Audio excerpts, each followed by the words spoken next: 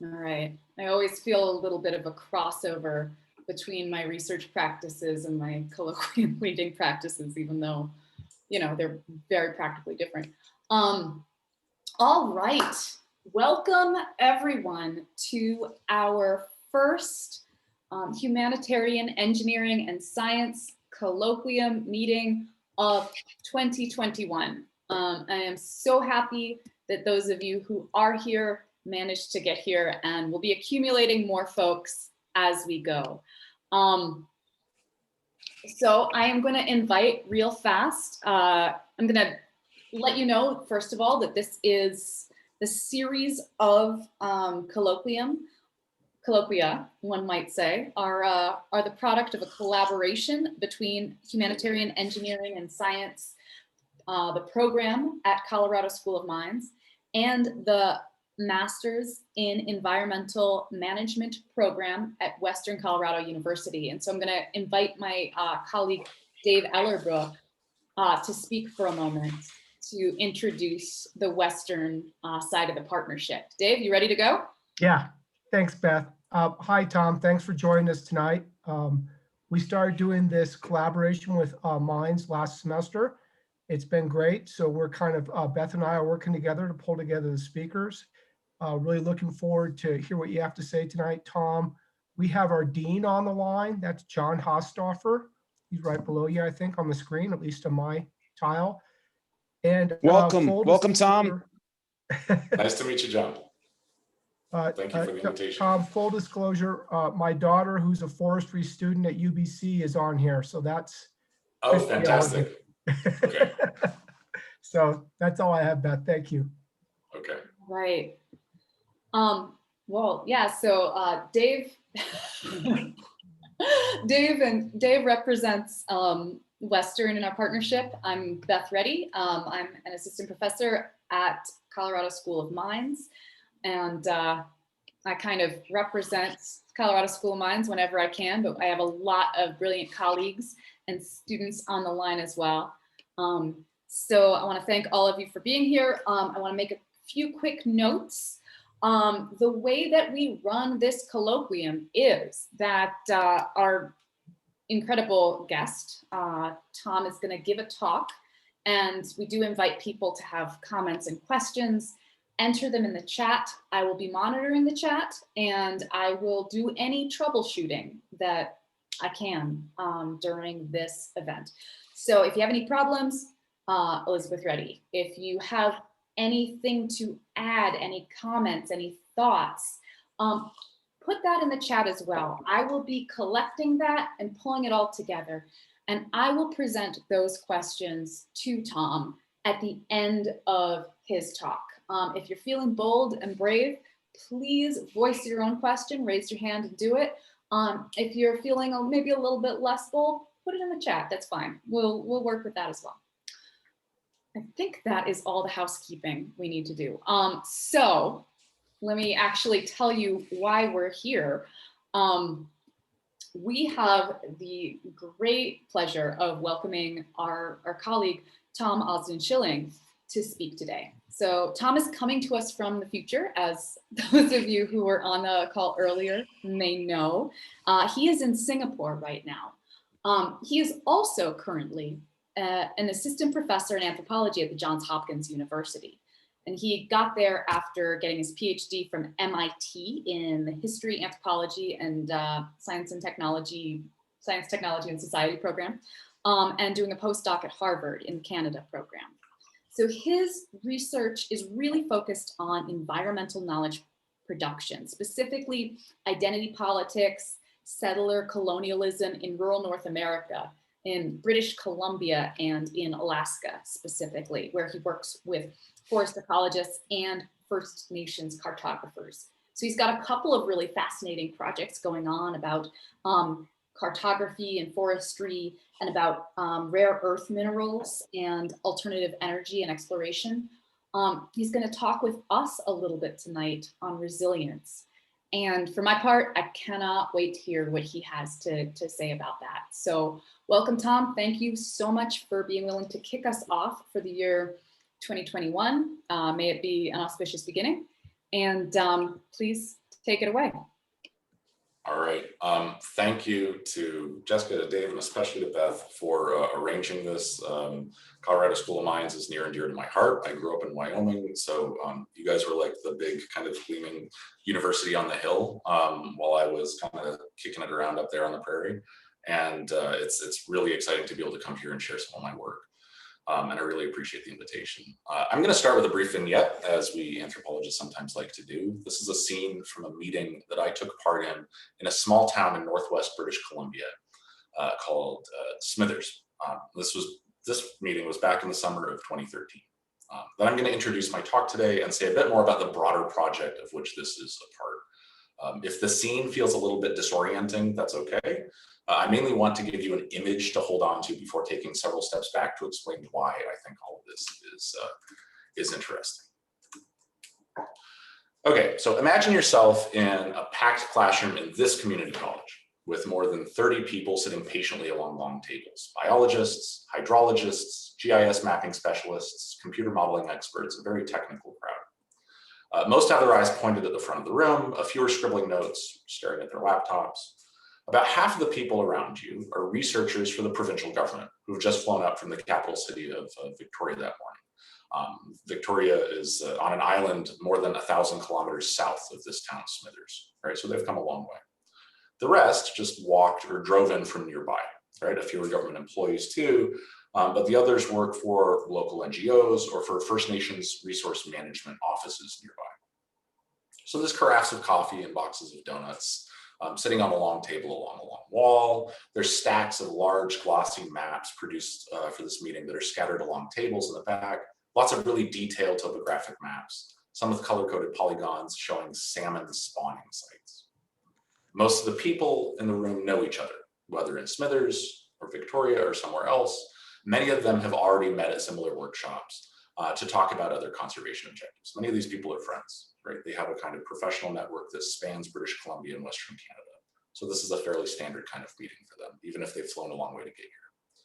On this particular morning, they've all found themselves invited to Smithers to discuss salmon, or rather risks to salmon populations attempting to spawn in the Maurice River watershed, which is a river watershed that's in the Coast Mountains of British Columbia.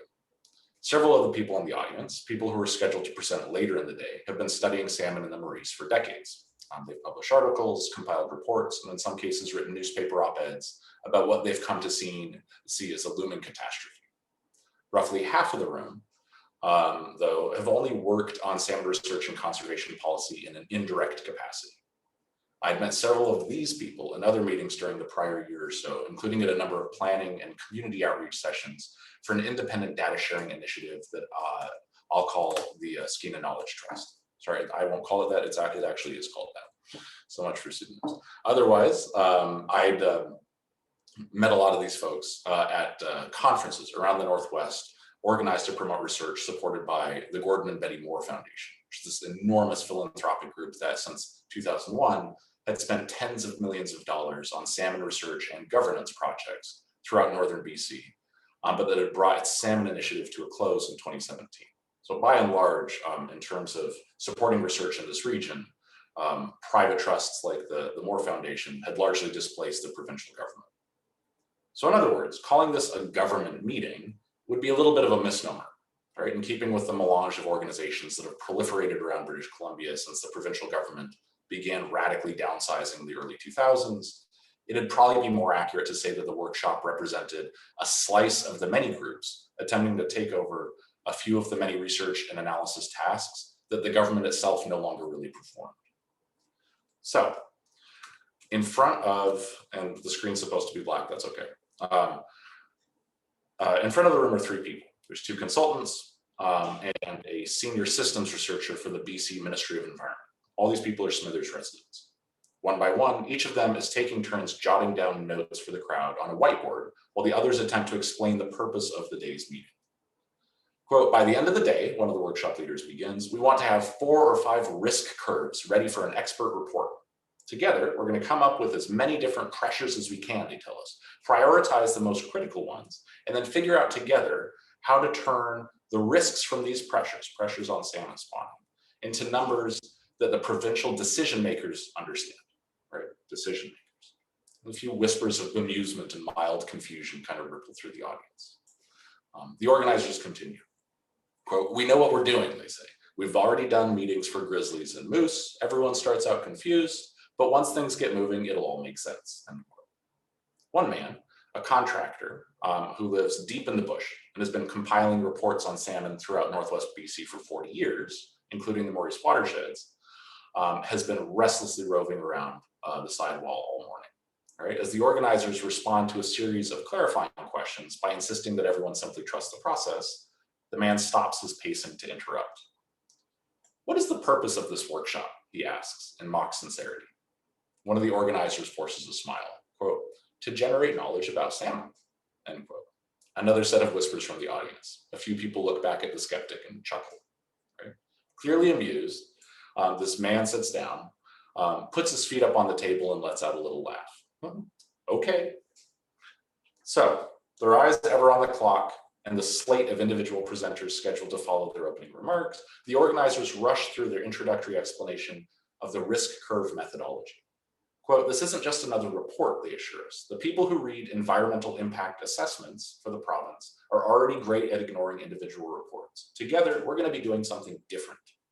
Not only are all," and I'm still continuing with the quote here, "not only are there all manner of salmon experts in the room," they go on, "but there are other kinds of biologists, hydrologists, soil specialists, and others who can help us think together about salmon and the Maurice as a complex system." End quote. So this was the crux of the meeting, really. Organizers who, over and over, modestly disclaimed not really knowing much about salmon themselves, were hailing people with tremendous knowledge and then asking them to put their expertise together in strategically simplified ways. For many people in the room, this was completely obvious, even mundane. All right? For others, though, this was deeply offensive and problematic. Over the course of my talk today, I'm going to be examining the reasons for this divergence. Before I do, though, let's get back to the meeting for a few more minutes and dwell on some of the tensions that are being stirred up, right? Because things really exploded in a way that was very exciting for an anthropologist. So the few scheduled presenters to make it through their presentations without being interrupted or heckled by the first skeptic, they share similar backgrounds.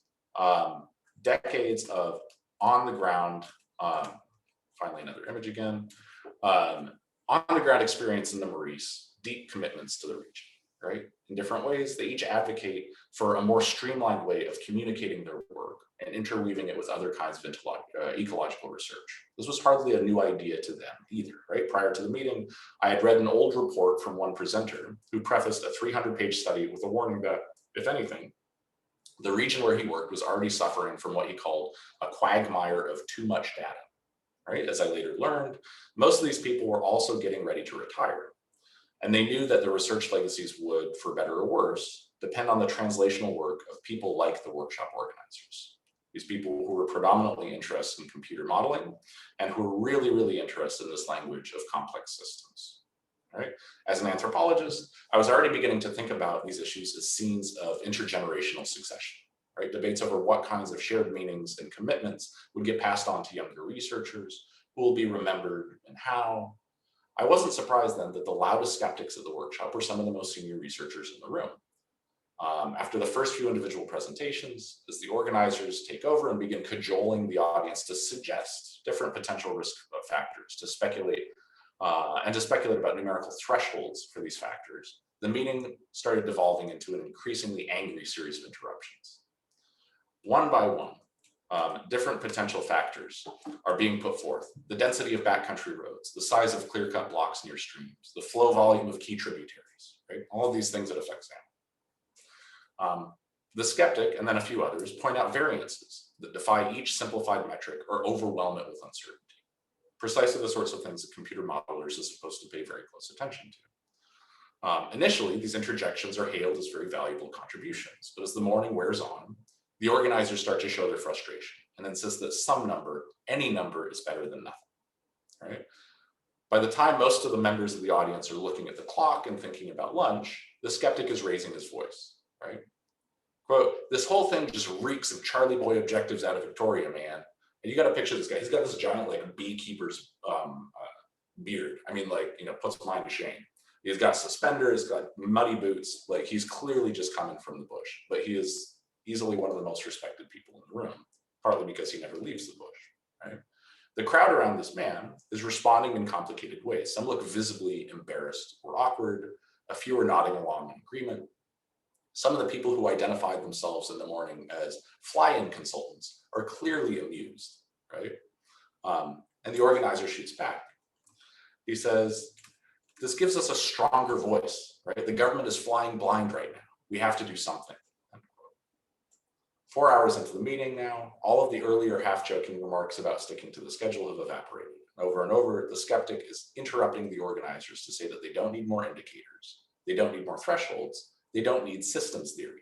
They just need more researchers on the ground, right?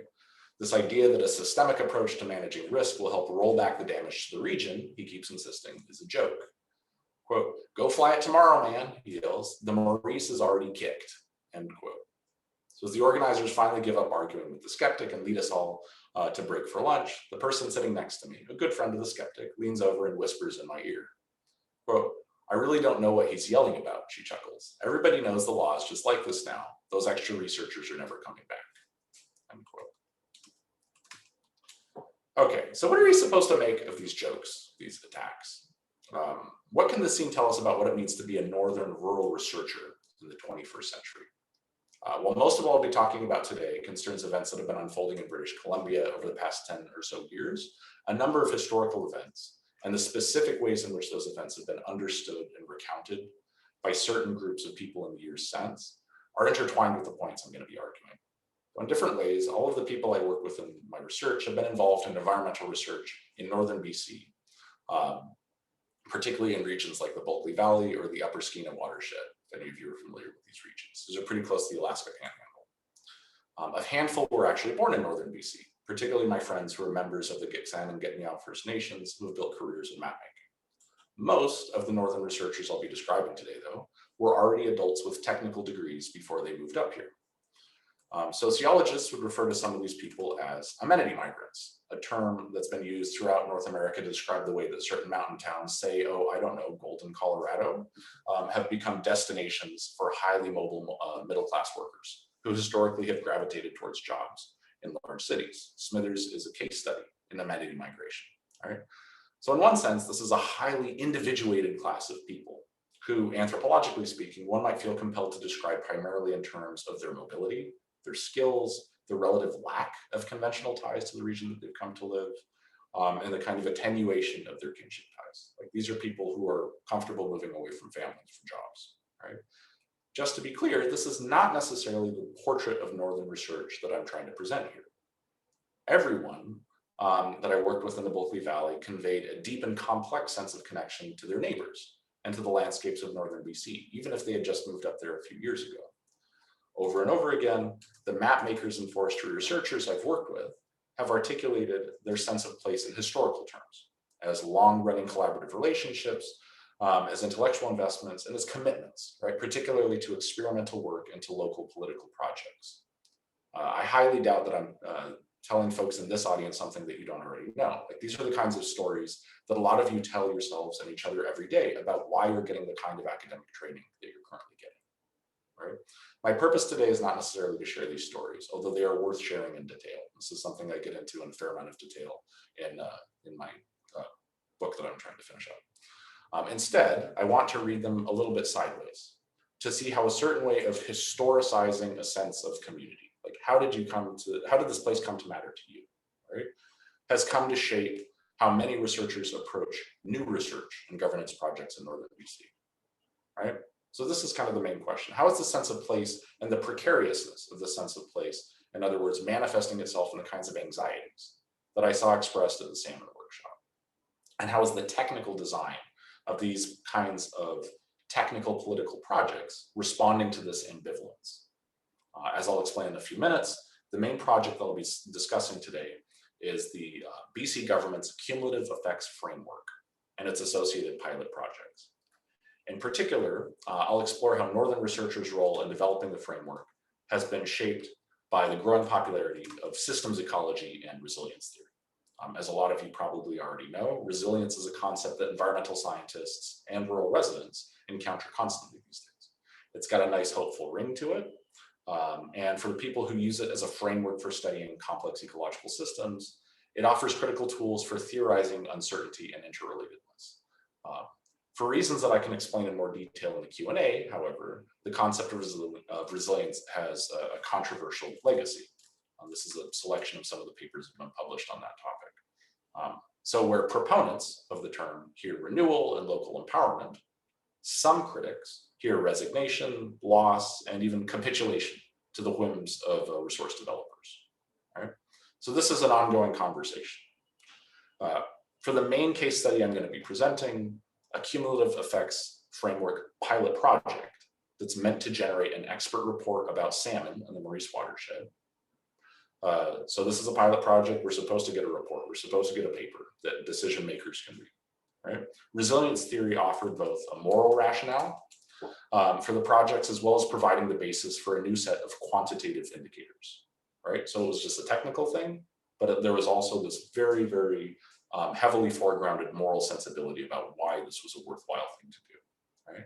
As bureaucratic tools, resilience-based indicators have provided dozens of researchers with new rubrics for drastically simplifying the research in the hopes of it getting looked at by so-called decision makers. So this conceptual translation, this kind of simplification in the hopes that some part of your project will eventually live on. And all of the social negotiation that this entails is a process that I refer to as auditing resilience. Right? The point of this is not to evaluate the pros and cons of the indicators themselves. I'm sure there are people in this audience who can do that much more competently than me, but I'm also happy to talk about the technical details as well. The point of this, rather, is to see what gets revealed when we examine this work of translation as a deeply social process. You know, one that's undertaken by researchers who have come to feel very at home in the communities to which they've moved, and who want to be able to stay there and feel their work to be threatened there, right? So to skip ahead, just to give you a sense of where I'm going with all of this, I'm going to argue that resilience and cumulative effects, which is the kind of technique for that folks are using for monitoring different kinds of environmental impacts, are not just isolated policy initiatives or disembodied technical terms.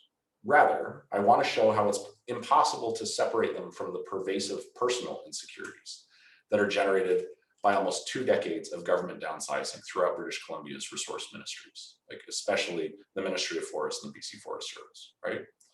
So in other words, the kinds of facts about precarious environments like the Maurice watershed that are supposed to be generated by resilience-based cumulative effects analysis are not simply analytical observations about the nature of northern BC. They're also social facts as well, right?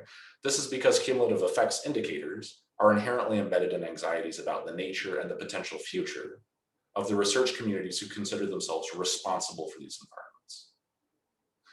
To a large extent, arguments over cumulative effects indicators have exposed 2 key and actually quite contradictory anxieties.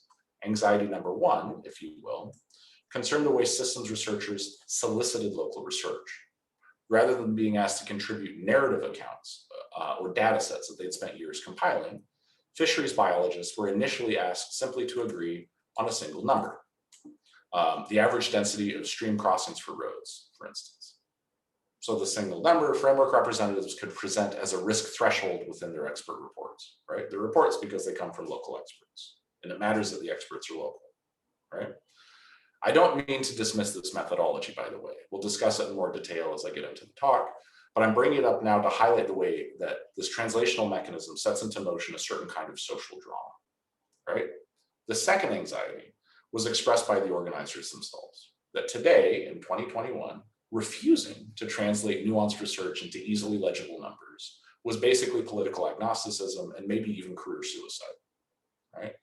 This is the dilemma that a locally based member of the Canadian Parliament named Nathan Cullen was reflecting on in a speech that I attended half a year after the workshop, also in Smithers, where he complained that if you're a scientist, you're on trial right now, and you have to justify your very existence. And if you should have a voice in how we make decisions about what happens in the real world, end quote. And again, just for context, to give you a sense of how this place Smithers kind of is visible within the national political scene, this guy is a local resident in this tiny town up close to the Alaskan border. But at that time, he was the leader of the opposition of the Canadian Parliament. So he was maybe the 3rd most powerful politician in all of Canada. And he's giving little talks like this, right? So this kind of sentiment that like, if you're a scientist, you're under threat. I heard this kind of sentiment expressed over and over in Smithers, right? That building a policy-oriented career in environmental research presented an endless series of double binds. While Cullen and others have expressed this antagonism in terms of scientists against the government, though, I want to explore how this antagonism has been internalized by individual practitioners as well, right? It's not just a war on science, it's a war that scientists internalize within themselves and causes them to react to other scientists in different ways. At the workshop itself, and in many encounters afterwards, these anxieties were expressed primarily as technical arguments over the validity and accuracy of resilience-based cumulative effects indicators. So my argument then is that all of these arguments reflected divergent understandings of how Northern researchers cohered as a meaningful community in the first place. Community is their term. I'm using it as an actors category. Two, the nature of the threats that they faced as a community, right? And three, how they were supposed to adapt in order to continue to exist as a legible social group, right? How can they maintain what makes them distinctive, even as it seems like they have to change everything else that's going on around them, or they have to change everything in response to what's going on around them, right? So these arguments reflect these divergent understandings. That's essentially my argument, right? So again, remember, as much as Northern researchers talk about themselves as members of larger communities, these communities are very difficult to define, which is always, when I say the word community, I'm putting it in scare quotes. Rather than treat communities as natural groupings, what I'm essentially trying to show is how specific senses of community emerged reflexively through debates over what new environmental policies we're supposed to protect and what grounds determined who counted as a legitimate spokesperson. As I'll explain, this offers a different way to understand the roles played by senses of place and articulations of expert knowledge. Most people don't, when anthropologists talk about senses of place, memories embedded in landscapes and so forth, they don't necessarily think about the ways that experts and expert knowledge participate in these processes. And this is what I'm trying to do here. As I argue throughout my current book project, this is a far cry from conventional anthropological analyses of expertise, which often begin from the presumption that technical knowledge only counts as legitimate after it's been shorn of these personal entanglements. One of the main problems that I examine in the book is how the prevalence of this anonymous image of expertise as a kind of normative model has impacted the lives of First Nations mapmakers in the Upper Skeena, many of whom face an entirely different range of pressures than the so-called amenity migrants with whom they sometimes collaborate. By trying to show how the meaning of expertise becomes entangled with personal experiences and social relationships, part of the aim of this work then is to make it possible to have a more frank discussion about the double binds faced by many of these people. And by double binds, in case you're curious because you've heard that term a couple times now, I'm referring to paradoxical demands. For some, it means performing a kind of disinterestedness expected by Indigenous collaborators, while also navigating demands from family and traditional governance groups that they leverage their skills to bring benefits home, right? This isn't merely the context of environmental science in the North. These social ties transform the content of the science as well, right? More to the point for today's talk, though, I want to get us to think about the kinds of social entailments of expertise as a means of talking through a specific kind of community formation, right? This is a formation that British anthropologists like Marilyn Strathern and Michael Power have famously dubbed the audit society or audit culture. So audit cultures refer to social settings, often professional organizations, which have been restructured by quantitative rules. If you're a humanitarian aid worker and you have to devise a new survey that will determine how you disperse resources between disparate parts of your organization or between different clientele, right? How you determine who is deserving. That's an example of an audit culture. As you can probably imagine, many scholars in the social sciences find the rising prevalence of these so-called audit cultures to be totally terrifying because they're often deployed to justify downsizing and privatization. Audits are often described as a hallmark of the neoliberal era. Right? Even though most anthropologists should know better, the very term itself, audit culture, is meant as a kind of sarcastic joke. Right? Audits are impassive and reductive, the term implies. They don't create or sustain meaningful cultural forms, they destroy them, right? Audit is supposed to be the antithesis of culture. So there are many reasons to take this seriously. As any American high school teacher who's currently spending months prepping students for standardized tests, they'd find a lot to sympathize with in this analysis, right? Same thing goes for university faculty, right? By thinking about the social relationships that cohere around resilience-based cumulative effects analysis in Northern BC, though, I want to push back on this dire portrait and raise some additional questions. So firstly, the kinds of imagined institutional cultures that supposedly pre-exist the impositions of audits, they're rarely as coherent as we might imagine. Rather than solely being reductive or restrictive, resilience-based indicators and other auditing technologies, they can be productive too. I'm not trying to defend them. I'm just saying that they do produce things in the world, right? This point is particularly salient for Northern researchers, I think, since these people have never really taken institutional stability for granted. The systems researchers and biologists I work with in Smithers have always relied on contingent events to structure their work and their collaborative relationships, right? These are people who are always in flux, always pitched between multiple different kinds of jobs, right? This doesn't mean that new kinds of roles emerging around resilience-based cumulative effects analysis should simply be embraced as yet another stopgap. By asking researchers to simply get rid of the detail and the context of the research in order to, in some sense, save research itself as a viable Northern career, cumulative effects advocates are implicitly arguing that in the future, only those who can articulate the local dimensions of the research in global terms will survive. Right? So rather than having this attitude of universalism imposed on them from the outside, this attitude is essentially being imposed by other members of the community and by people on themselves. Right? So this is what I mean when these tensions are being internalized. So by dwelling on these paradoxes, I want to show that so-called audit cultures are rarely defined unilaterally or unidirectionally. Right? That audit culture formation moves in both ways. And by attempting to redefine or to revalue different forms of knowledge, in this case, knowledge about salmon and the way that they spawn, into indicators that can be easily digested by non-specialists, proponents of resilience-based cumulative effects analysis are perhaps unwittingly helping to restructure the ways that other Northern researchers form bonds with each other and secure their senses of place. So this gets at the ambivalent senses of the words adaptation and survival that I'm trying to invoke in the title of my talk. What are the consequences of adapting research practices and their attending lifestyles to a conservation policy regime that systematically devalues long-term research? To put it another way, what are the costs in terms of individual alienation, perhaps a more transactional sense of community, of imposing an overarching definition of relevance onto what has historically been an idiosyncratic and messy set of intersections between Northern research and local politics? And what happens when you try to streamline this because you're so worried about essentially being defunded out of existence? The issues I'm pointing to are, I think, inevitable byproducts of how resilience theory and cumulative effects have been operationalized under government downsizing. For better or worse, the kinds of quantitative analysis privileged by systems ecology is readily translatable into simplified indicators, largely because the synthetic prerogatives invested in them require the processes that they analyze to be subdivided into lots of schematic steps. I'm going to define this more carefully as we go on. In other words, the kind of coherence and comprehensiveness promoted by cumulative effects analysis presumes a very particular concept of community, one in which the components of a broader whole must first be radically individuated prior to being reassembled in new ways, right? This is a very nice metaphor of community for people who have essentially all moved to this one nice little town by choice, right? It's an intentional aggregate. So by looking at how individual researchers are asked to participate in specific policy initiatives then, what I'm really trying to do is to ask how the confluence of political ambitions and technical criteria structuring contemporary environmental science are transforming the nature of collective life in the North. So, section 3.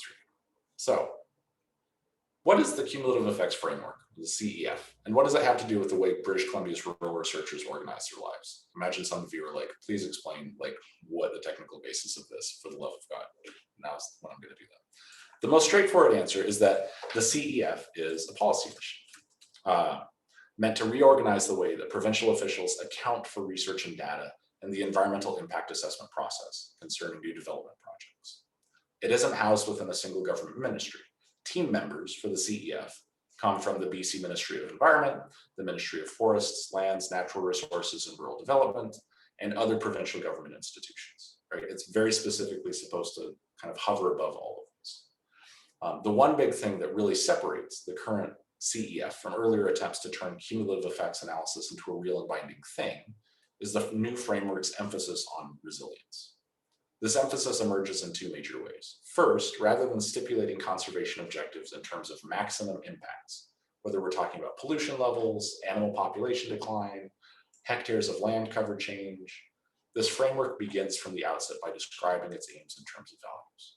Now, I imagine if some of you are familiar with the environmental anthropology literature on environmental impact assessment processes, this notion of limits is something that people have critiqued for quite a while now, right? It's very easy to frame one limit as a problem and to give a corporation cover for staying under it, even when you're not accounting for other projects happening nearby, right? So this is one way to essentially try to close that loophole, which people have been trying to do for decades. So they're trying to get past this language of limits by focusing on values, right? So far, these values include things like salmon, old growth forests, grizzly bear habitat, etc. So why is this significant? The main critique of conventional impact assessment is that by only looking at one project at a time, and then by assessing them according to preset limits, pre-existing assessment procedures are simply too detached, right? They're intentionally ignorant about other things that are happening nearby, including more dispersed effects of industrialism like climate change, right? So they pretend that one mine's waste levels don't compound levels from other pre-existing mines, largely because they don't have to devote any serious attention to determining a reasonable background for regions as historically evolving wholes, right? This is a schematic argument that serves as the foundation for each risk curve, that with a proper baseline in place, thresholds won't just be decontextualized limits, but will account for these systemic variables too. With the CEF in place, all of these variables will translate into triggers for policy actions. And that, in a nutshell, is the goal, right? It's not just stay below this limit and everything's fine. It's we're going to monitor these conditions at all kinds of different sites nearby that take into account all kinds of different projects. And then a sort of universal prohibition is going to kick into place as soon as like any of these thresholds get crossed.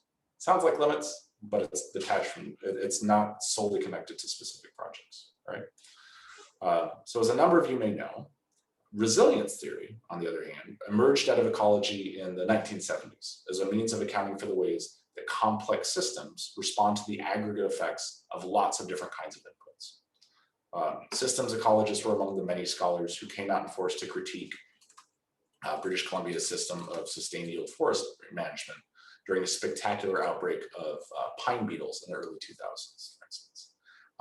This is an outbreak that wound up killing more trees than any other single pest outbreak in world history, which Americans don't really know about because it happened in Canada and nobody knows anything about Canada here. By insisting that the cumulative effects framework be organized according to the tenets of systems ecology and resilience theory then, proponents weren't just arguing for a more comprehensive approach to assessing data relevant to environmental assessment processes. More to the point, they've been arguing for a much more tightly intercorrelated approach to analyzing these data by projecting their divergences with the aid of computer simulations, right? Because one of the main tenets of cumulative effects is that if you have a system of, let's say, nutrient levels in a lake and amount of forest cover on streams leading into the lake, and then certain kinds of fish populations, one little change somewhere seemingly far away can create a giant change further down the road. To some degree, these ideas have been internalized so completely by ecology that we forget that ecology used to be focused on much more simplistic principles, right? So this is a way to bring some of these more sophisticated, mathematically complex ways of understanding ecological systems into the mainstream of environmental planning, right? And you have to do this with the aid of computer simulations, right? This has been the rationale. How an overstretched, boxed-in set of organizations like British Columbia's resource ministries is actually able to pull this off, though, is an entirely different question. Since its initial proposal was accepted in 2011, the CEF team has been systematically establishing values, articulating risks and risk thresholds, and soliciting expert reports with the aim of establishing a comprehensive system of baselines for the framework. Rather than attempting to establish these baselines for every value throughout the entire province at once, though, the team organized a number of pilot projects in specific regions of the province and assembled expert reports for one variable in each of these regions at a time, just like the salmon workshop that I attended. Right? In a lot of ways, this probably sounds totally mundane and obvious. Big, ambitious projects get broken up into smaller sections and stages all the time. Perhaps less obvious, though, is the way that this recursive design process conveys a sense of moral arguments for resilience-based cumulative effects analysis. Some of the community meetings, community outreach meetings rather, that I attended were initially meant to get different people around the province to vote on prospective values around which to organize the report. But they were also implicitly organized to call attention to what CEF organizers saw as the communication failures throughout the provincial government. For the meetings that I attended in the Bulkley Valley, which is where Smithers is, organizers persistently highlighted the ways government officials have neglected relevant research, whether by ignoring or not sharing data or by refusing to fund new work. So the persuasive aims of the CEF meetings and its pilot projects then were twofold. In addition to incorporating dozens of independent researchers and disaffected government employees into the process of soliciting their input and research, organizers were also advancing an implicit promise that, once implemented, the framework's monitoring requirements would force the province to substantially increase its support for similar work in the future, right? So this is how they get buy-in, right? You give us a simple number now, we get this incorporated into the policy, and then suddenly the government is going to be locked into this legal requirement to monitor baseline conditions around new developments. And that is how we're going to create this resurgence of northern research, right? This is the promise, right? So again, every time I emphasize that we need to think about the merging of resilience theory and cumulative effects against the legacy of government downsizing, I'm not just gesturing towards this as an abstract means of reframing policy. I'm underlining how the people who feel like they've been abandoned or sidelined, these northern researchers, who previously contributed quite a bit to conservation initiatives in British Columbia, how these people are being made to feel included in management decisions again. One of the things that for an anthropologist is interesting about looking at the framework as a historically contingent policy experiment is that it offers a chance to ask questions about how actually existing cumulative effects analysis consistently diverges from its idealistic ambitions. And I'm not the only one pointing this out. Key figures who invented the entire apparatus of cumulative effects analysis, including one of the authors here, have been arguing the same point for years, even saying that the nominal inclusion of cumulative effects analysis in environmental impact assessment work, it provides a kind of moral cover, right? Essentially that the global spread of cumulative effects may have done more harm than good because it allows governments to say that they're paying attention to these baseline conditions when they're really not. So in a funny or perhaps exhausting way then, the CEF is both totally banal and extremely controversial. On the one hand, the federal environmental assessment process has insisted that it's been paying attention to cumulative effects for decades, as have assessment policies in practically every province, right? But on the other hand, even though the framework has been under development for nearly a decade and is supposed to be implemented this year, practically every document that the CEF team produces is marked with disclaimers from other ministry officials insisting that the risk thresholds outlined in the CEF guidelines, they're arbitrary, or that the people involved in environmental impact assessment work don't have to take them seriously, right? So these documents are constantly undermining themselves. So this debate is reflected in the 2015 report by the BC Auditor General's Office, which is it's kind of like the Congress Office of Accountability in the United States, where the auditor gets to assess, is invited to assess certain kinds of policies and just figure out whether or not they're working and offer recommendations on how to fix them. And sometimes their critiques can be absolutely scathing.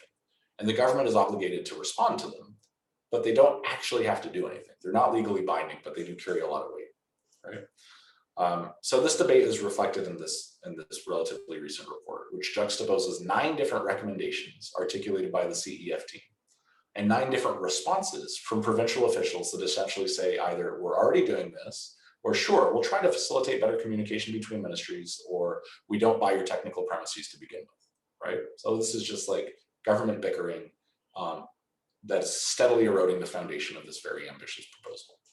So this is what the local member of parliament was referring to in his speech when he said that if you're a scientist, you're under attack. Right? Maybe less obviously, though, considering the entanglement of local science and local politics in northern British Columbia. A lot of these critiques are landing as attacks on personal histories and lifestyles as well. So making sense of this means thinking about how researchers have come to understand themselves as northern residents through two rather distinct forms of history. The first form is this proud and celebrated past of northern research, a kind of history that is often presented in terms of shared projects that were thwarted by outside forces before being allowed to get off the ground. The Bulkley Valley Land and Resource Management Plan is the first community authored land use plan to be accepted by the province way back in 1998 is a major touchstone for this. Another form of history, though, is something that, if we're feeling poetic, northern researchers might describe as a history of the future. Right? Whether we hear research objects or research practices described in terms of adaptation, this latter kind of sensibility is at work. Right? In other words, in a somewhat recursive sense, many of the people I met in the region describe their sense of place in terms of the career changes and other strategic moves that they've made or were planning to make that would allow them to stay in the north as government jobs grew fewer and research grants smaller and more uncertain. This is the sort of thing that people are thinking about all the time. How can I make ends meet? In a critical sense, the tension between these two forms of history really highlights the role of goals and examples, rather than just accumulated detail in the way that northern researchers imagine their connections to the region. One of the reasons that northern BC is such a great place to explore this is because so many residents really pride themselves on their roles in community-based governance and local research initiatives. I can't count the number of times I heard while I was living in Smithers, this is what it means to be part of the Bulkley Valley, right? Investing time and expertise in these kinds of endeavors, whether it's land and resource planning, informal monitoring projects, or whatever, right? Some people told me, you're not from Smithers until you've buried someone here, right? But quite a few others conveyed the sense that it was their engagement in things like the Bulkley Community Resources Board, or the field studies in their surrounding forests that had made them feel like they'd made a home in the north, right? So in subtle ways, the sense that northern BC was not just a place in its own right, but was also supposed to be a leading example for other rural communities dealing with climate change and resource extraction, this really shaped how a number of the people I worked with understood their own careers. Now, as an anthropologist, it's my duty to insist that anytime somebody is describing their sense of place in an area, they're also telling you quite a bit about their sense of self, right? For many researchers I met, the way that they described their lives in the north often came out in terms of the effort that they'd spent distancing themselves from the provincial government. This was true even for lots of current government employees. For some, the Bulkley Valley wasn't just a place where this kind of critical work could be carried out. It was really the place where researchers could continue to have a voice in policy conversations without being completely absorbed into the ministries themselves. All right, so how did this sense of exemplarity manifest itself then? And how has it been sustained in the years since researchers started moving to the Bulkley Valley? Post-2001, after most of the regional government offices there shrank or had their staff and resources reassigned to Victoria, many researchers would point to the dozens of pilot projects established throughout the region that have received funding from the province, from universities like UNBC, University of Northern British Columbia, from the Moore Foundation, or from other kinds of groups. And the example I've pictured here is one of many little research plots in a research forest near town. So now when I say pilot projects, I'm referring both to scientific studies as well as policy initiatives, whether in land use planning and adaptive management, infrastructure development, community outreach, or a whole range of other activities. If you spend enough time in the Bulkley Valley, you'll begin to realize that these projects are linked together in lots of little ways, whether it's through shared data and personnel, interlocking funding bodies, or contingent outcomes. So the term pilot is a pretty flexible one, so it does carry a few connotations. For starters, pilot projects are supposed to be novel. They aren't meant to be understood as rote continuations of pre-existing research, even if they do build on longer legacies of studies in similar studies in the area. And so this is the first paradox, right? While some pilot projects are framed as being ambitious and creative, they're also almost always understood to be tentative, whether they might be seen by their funders as having low chances of success, whether because they're pursuing heretofore unexplored questions. They're sketching out initial questions without having an established infrastructure for comprehensive follow-up. Or in the case of policy initiatives, they're building out proposals that diverge substantially from pre-existing legislation. So the tentativeness of most more foundation-funded pilot projects, though, it leads to a second paradox. Like, even if these initiatives are being launched in out-of-the-way places like Smithers, and are very explicitly pitched as sitting outside of existing policy regimes, they still inevitably carry the sense that they should eventually be expanded into big, ambitious research programs and policies, provided they demonstrate promising success in their initial stages. Right? This can be quite exciting, especially for people who are new to the Berkeley Valley. Right? The sense that even though you're far from the centers of academia and government research, lots of people are still working on projects that could become influential. Right? Projects that could become models for how other rural researchers might come to organize their own work. So because of this kind of promissory dimension, Berkeley Valley researchers looking for funding for projects increasingly have to justify their proposals in very grandiose terms, right? Just in order to make ends meet.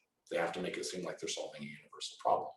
So rather than saying that this project will contribute to this longstanding institutional prerogative, in other words, many people have to argue that an entirely new institutional impetus will coalesce around a more or less independently organized project. So just to take a step back, this distinction that I'm drawing here between so-called pilot projects and other forms of institutional research is obviously a kind of caricature. There are plenty of Northern research projects that are aimed at answering small questions or contributing to longstanding narratives. I'm also not trying to equate this somewhat paradoxical ambitions invested in pilot projects with the other kinds of associations that researchers have come to attach to longstanding objects of research. Plenty of researchers have been working in this region for decades, including the loud skeptic I mentioned in my introduction, have participated in dozens of pilot projects. They see themselves not as building a proto-institutions, but as maintaining a commitment to a consistent object of research that is continually being abandoned. So I have maybe about 2 more minutes, is that okay? All right, so this is perhaps a stronger way to understand the roots of the skepticism that were expressed towards yet another pilot project, right? Not only have they come to understand that the vast majority of these studies will never actually expand in the way that their organizers hope that they will, but that by continually relying on small grants that demand ambitious promises as justifications for support, their would-be colleagues have effectively given up in their search for a more stable, if perhaps more modest infrastructure for supporting local research. So with these paradoxes in mind, I want to quickly conclude by bringing us back to the meeting in Smithers in 2013. Or rather, I want to bring you to a scene after the meeting, after the organizers have given up on following their set schedule, have given up on assembling multiple risk curves in front of such a large audience. Immediately after they call it a day, everyone splits off into groups, some of which begin earnest, animated conversations. Where I expect to see cliques, instead I see people who had been arguing with each other all day, seeking each other out. Where I expected to see everyone feel wrung out and exhausted, everyone seems to want to talk and share ideas. So I drift to the balcony with some of the government researchers from Victoria. I see the main skeptic breaking off a conversation to find the organizers, the people he had literally been shouting at half an hour earlier. He claps me on the back as he walks past. We were supposed to meet that evening, but we're going to have to reschedule. Quote, "I got to make sure the fence isn't too torn," he says. A few minutes later, I'm walking to the bar afterwards with one of the fly-in consultants and a couple of Victoria-based government employees. I'm a bit tentative at first, since I'm half assuming that they're all embarrassed about how the first day of the meeting went. One of the provincial researchers seems to pick up on this. "You know, I wish we could come up here more often," he says. "It's really inspiring that the people up here haven't just given up hope." Before I can ask him if he's being sarcastic, the other visitor from Victoria nods in agreement. Quote, "This is how these meetings are supposed to work," he says. When I mentioned this conversation to some of my friends in Smithers, they were flattered but confused. None of them had found the fights at the workshop particularly romantic. They told me, quote, "Most of these guys don't understand how hard it is to keep these little projects going," they complained. "They aren't living from grant to grant down here, from one promise to the next." So as the BC Cumulative Effects Framework enters its final stages of implementation this year, these are some of the attitudes, the paradoxes really that I want to keep in mind. For a region whose researchers who have often defined themselves through struggle against the state and quite frequently with each other, researchers have framed their careers less through the building than through adaptation. Like, what's at stake here? If resilience-based risk thresholds become robust triggers for regulation, will this lead to the kind of reductive audit culture, a kind of simplified socialization by numbers that so many scholars have decried? For retiring researchers, does resilience theory mean diminished legacies or losing openings for new generations? Could cumulative effects based audit work work against the standard audit society narrative then? Could they give Northern researchers the tools they need to secure the forms of life that they've come to cherish up here, the forms of life that they felt to be perpetually under threat?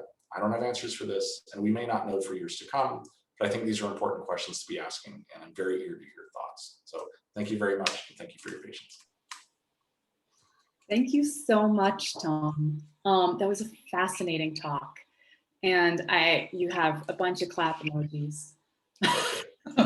I know it's not the same thing as doing this all in one space, but thank you so much. I finally get to see people's faces. All right. Okay, great. People have been sending me some questions and follow-ups. So I'm gonna say two things. One, I think in order to get them, I'm gonna push this till 5 past the hour, if possible. So I just wanna give you all a heads up about that. But number two, please put your questions, your comments in the chat. The first one that I'm going to ask you to engage with is from Jessica Smith, who notes that many of our audience members are graduate students and engineers and scientists who are committed to Western mountain communities in really important ways. So she wonders what advice you have for them in terms of thinking about their careers, their place attachments, and these double binds they may find themselves in which, you know, I think your phrase was their war on science is internalized to be a war on the particular scientist. What do you think? I mean, that's a really good question. I feel like if I had a good answer for that, I would probably still be living in a small mountain town. I think if you have a credential, you have resources that a lot of people in these communities don't have. Like, you have access to far-flung professional networks. You can make it seem like you're constructing things for a broader audience in a way that, as Jessica has shown in her own work, is much, much more difficult for people who don't have these kinds of kind of spatially dispersed networks. And you can leverage that for good or for bad, frankly. I mean, you do have to commit yourself to some degree to kind of cobbling different things together in order to sustain a research career, especially where you're trying to propose original projects that you can carry out in one place. You have to get pretty versatile in terms of finding funding sources, but in terms of trying to steer the broader trajectory of like what it means to have a kind of impactful research career in these places, you have to be really good at building alliances, right? And you have to be really good at making compromises with people who might have different goals for, you know, conservation objectives than you do. I mean, the number of people I met who did environmental science in the North who described themselves as conservationists was zero, right? They frequently, even though like you take half a step back, if you talk to any of the blue collar people, they were conservationists, but they saw the conservationists as like the crazies, right? Learning how to make sense of these kinds of kind of like boundary making strategies, I think is obviously really crucial. But doing so in a way that like actually keeps lots of different people, lots of different interests on board, I think that's something that just takes time, right? You can't just go in there and assume that you're going to solve everything. Like, you need to learn what's important to people, and you need to learn how to put other people's interests before your own. And frankly, like, scientists are rarely taught that. Like, scientists are taught how to like be impactful from day one. And here, I mean, these are circumstances in which it's not just that decisions are being made far away, but like there's a kind of comprehensive decision to like reduce the means under which people can make decisions. I mean, that's kind of neoliberalism in a nutshell. And it's to try to push back on that using this sort of standard like model for scientific authority is, frankly, it's not going to work. Like, you're just going to get co-opted and become part of the machine. So just learning what people actually want and taking time to do that is really I mean, I know that's like wildly unsatisfying, but that's kind of the only thing I can give right now. No, but I think it speaks to the hard work, right? There is no super easy answer, but Right. that it is a climb. And so thank you for that. I want to call on our on Professor Juan Lucena, our colleague, next to question you. I won. Thanks, Beth. Tom, thank you very much for a wonderful presentation.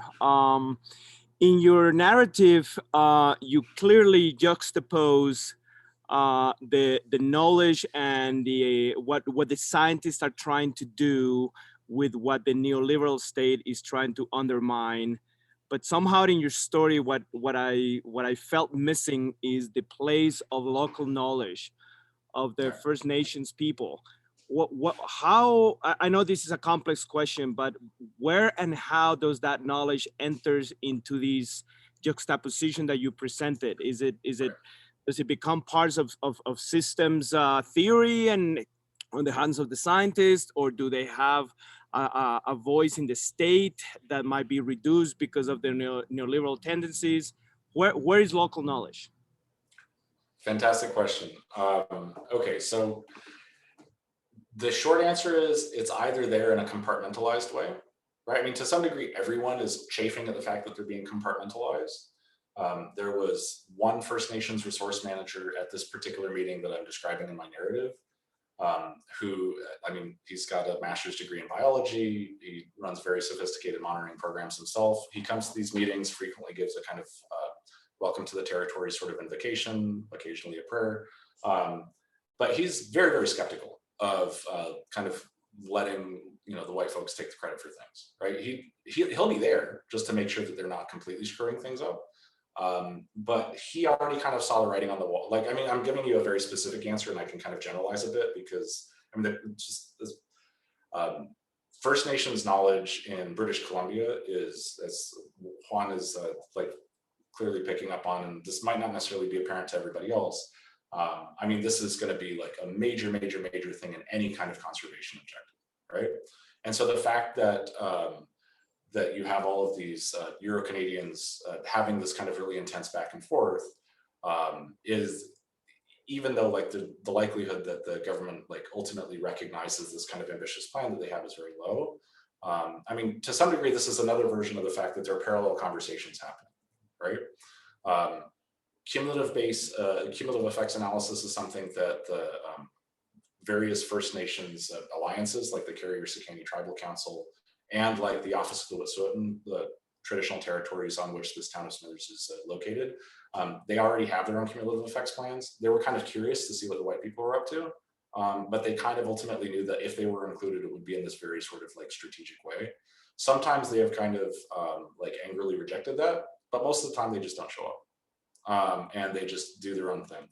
And I write about that in other parts of the book, about how they have kind of bristled at trying to be incorporated. But I mean, again, they've been kind of patronized in some of these different kinds of policy initiatives for several decades now, ever since the beginning of the modern land claims era in the late 70s, early 80s. And you'll occasionally see relatively kind of coherent alliances that are funded by big grants from NGOs.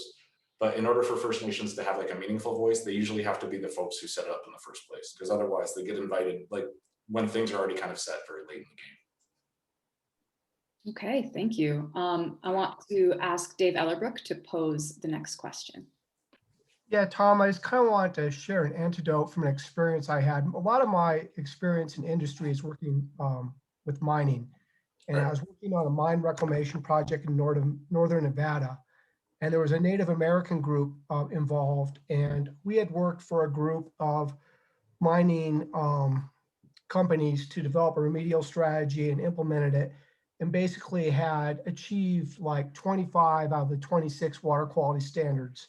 And so we were just having this really technical discussion about how we're going to reduce total iron in the stream. And the representative from the Northern Paiute tribe said, well, my problem is the stream no longer sings to me. And I think it was really out of context, but at the same time, very appropriate. And it kind of shifted the argument to, you know, what were the values that we're trying to preserve? It really wasn't about 0.03 milligrams per liter of iron. It was about what, you know, so could you comment on that? Sure. Yeah, I mean, could I ask who else was there when the statement was uttered? Like what are the kinds of figures and officials? Was it just said to you personally? No, it was the state of Nevada, US EPA, and then the 4 mining companies, and then the local community, which was pro-mining. Right. So that kind of engagement is definitely going to happen.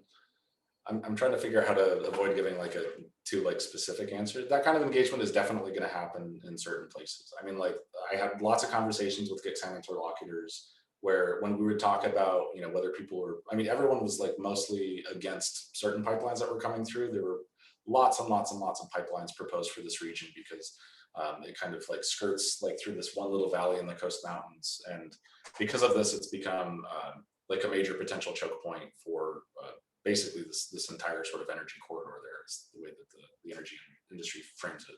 And these Wet'suwet'en people, I don't know how to give a succinct answer to this. I mean, the kind of crass thing that I cringe saying as an anthropologist is that within these communities, you have the technocrats and you have the traditionalists, or people who would, you have technocrats and then who would describe people as traditionalists. And so you will have people who will have, when they are invited to participate in something like an environmental impact assessment, the way that they choose to participate might be through something that we might want to call traditional knowledge, or like expressing this kind of attitude, like, you know, this is contrary to like how we feel our connection to the land. In British Columbia, that doesn't actually happen that often because like the positions have been so entrenched for so long that people jump immediately to different kinds of legal registers, and I'm including traditional legal registers, right?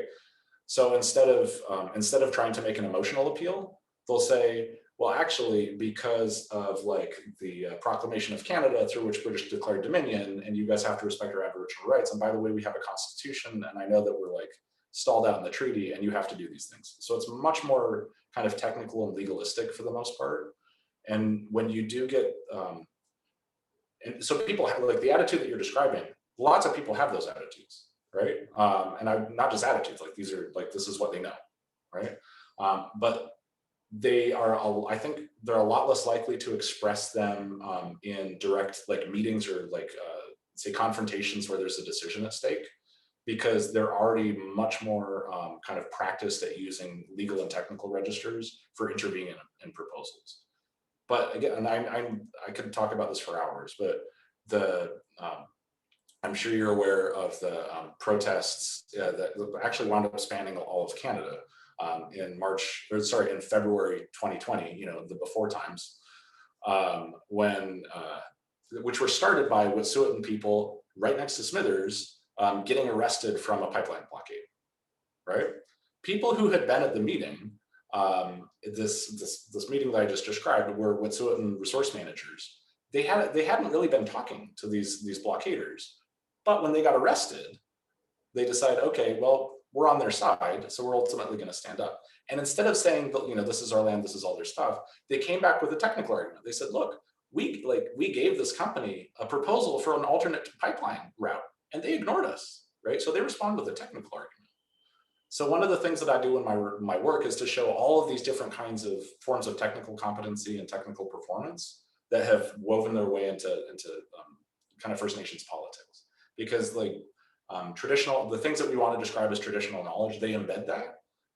But it's like these days, it's almost always expressed in a kind of like legal or technical idiom, because folks know that that's how you get a seat at the table. But it's a great question. It's a really, really complicated one to deal with. And I'm sorry for taking so long to answer it. Thank you so much, Tom. I'm going to ask one more question. And let's see if I can embed Marie Stetler-Klein's question in mine. I may have different levels of success on this. But what I like to ask all of our Colloquium participants is to join us in a collective project of trying to figure out what humanitarian engineering and science is or could be if we play our cards right. So I'd like to invite you to reflect on what your work and what your background and your research might make you think about for something like our project here. And Marie particularly asks about a double bind with respect to defining versus building resilience. Perhaps you might consider where humanitarian engineers and humanitarian scientists might find themselves in that bind and how they might slice it open. I don't know. I mean, was this a question for me? You said like, let's all think together, or did you want me to respond I first? do want you to respond. I mean, this is the question that we are living with here, and we have been living with. So I want to kind of invite you into our like community of puzzling, right? You don't have to have the final answer, but I'd love to hear an answer or a provocation from you to help us. So to some degree, I feel like this, I'm going to take this as a chance to like take another stab at Jessica's question, if that's all right, because I feel like I realized in kind of reading through some of the comments here, one of the things I should have really underscored is that like people in this town, they might have tense relationships, but by and large, they really work together. But the resilience folks really, really rub a lot of the other researchers the wrong way, right? They call them true believers, they call them apostles, they call them all these sorts of things, because again, they're leveraging theory, they're leveraging big city connections to say that like, we know what's best, just it's the process, just trust the process, right? And again, as someone who grew up in a small town in Wyoming, and then, you know, comes back with, you know, fancy credentials and has to navigate the tensions that come with that. I think learning to be aware of when you're being patronizing and learning to be aware of when you're alienating potential allies is really, really crucial, right? I mean, the very term humanitarian has a lot of connotations that people in these communities might find offensive, right? As if like they have to be the objects of this kind of grace. And that's the sort of thing that I heard expressed by other researchers in the communities where I work with quite frequently, especially First Nations researchers. I mean, at this point, like they're beyond being patronized. They just kind of ignore these guys, right? But this idea that, you know, because you have the specialized knowledge, you're going to come in and save things. This was the thing that made some of these resilience folks very difficult to work with, because again, like their mode of saving things was by saying, I know how to do your job. Like, oh, I don't know anything about salmon, but I know how to reduce your knowledge such that it can become useful for all these other things. And this is a phenomenon that's actually relevant to lots and lots of circumstances in which people try to use expertise and expert knowledge to make kind of political impacts in rural places, right? And again, this is also from people who grew up in these places, right? It's not just like inside outside, it's the creation of a sense of division, right? It's like I can see everything that's going on here, right? Even though I just showed up. Which is one of the reasons that these so-called amenity migrants, like for the blue collar folks, especially folks in the mining and mineral exploration industry who dominate the town, really, really rubs them the wrong way. And that's why these, like, even though these researchers don't see themselves as conservationists, like all the other folks in the town do, right? Because they're the ones who are kind of proposing these broad schemes. So that's why I think like figuring out what's going on, like getting a sense of what's important to people before proposing anything at all, like is, I think, crucial. Like that's essentially what you're supposed to do when you do ethnographic research. And to some degree, everyone eventually stops doing that because they have to write something down. But the longer you listen, I think